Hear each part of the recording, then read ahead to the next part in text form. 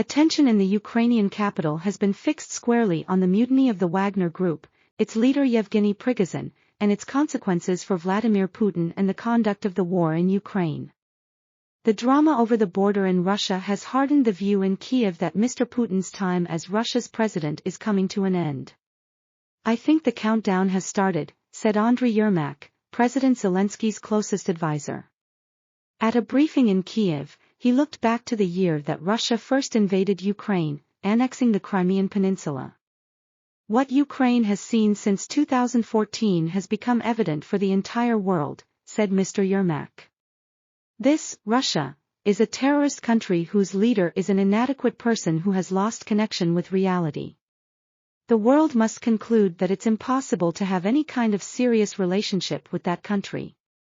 Senior Ukrainian officials who spoke to the BBC here in Kyiv all argued that President Putin could not ride out a catastrophic loss of authority. "It started," they said, "with his disastrous decision to mount a full-scale invasion of Ukraine in February last year. The Wagner mutiny, and Mr Prigozhin's denunciation of the Kremlin's justifications for the war have, they said, removed what remained of Mr Putin's chances of hanging on. The Putin regime," one of them insisted, "cannot be saved. It is vital to remember that anything Ukrainians, especially the ones running the country, say about their Russian enemies comes in the heat of a fight that they see, correctly, as a struggle for national survival. The Ukrainians have fought a clever media war, and they are remarkably consistent in the messages that they deliver to their own people and their Western allies, as well as their enemies in Moscow.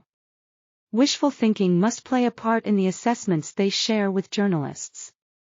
But it is still worth spending time getting their views of the crisis that has engulfed the presidency of their mortal enemy Vladimir Putin. Without doubt, he is facing the most serious challenge to his authority since he first became president in 2000. Other senior officials in Kyiv say they are convinced that Mr Putin is opposed by informal but organized networks of disenchanted insiders. In his office, Alexei Danilov, the Secretary of Ukraine's National Security and Defense Council, told the BBC that Prigozhin is not the most senior. They might become the new political elite. Mr Danilov said they included security forces, officials and representatives of Russia's oligarchs, who believe that Mr Putin's decision to launch a full invasion of Ukraine in February last year has been a personal disaster for them as well as a threat to Russia. Mr Danilov, a man in his early 60s wearing a black military-style outfit with his surname on a badge on his chest, bristled for a moment when I asked if he had proof to back up his analysis. "I'm not speculating," he insisted. "We know who these people are, we know about their lives." Mikhailo Podolyak, another close advisor to President Zelensky, agreed there were several groups of people who want to take power in Russia.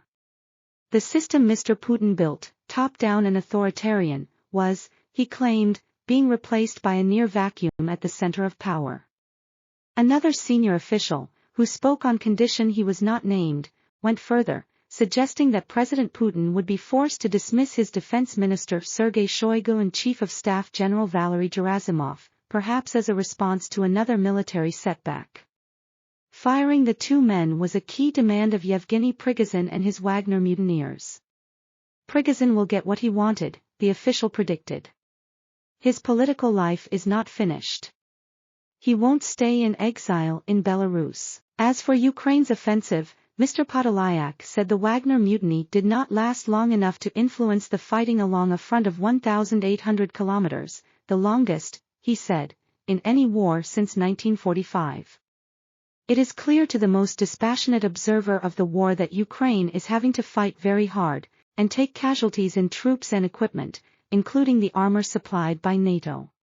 When I asked the official who wanted to remain anonymous about recent tactical gains in the east, including a handful of small villages, he lifted his hand with his finger and thumb pinching the air perhaps half an inch apart.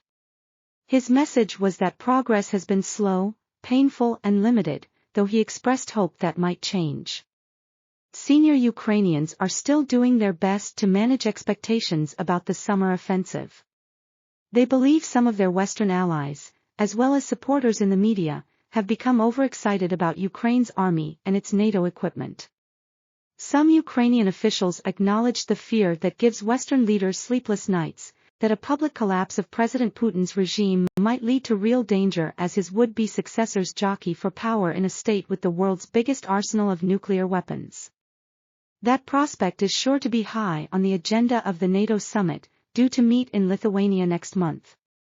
President Zelensky and his advisors want the summit to give them a firm and unequivocal path to NATO membership. They believe the best answer to the instability in Russia is to present an iron wall to Moscow.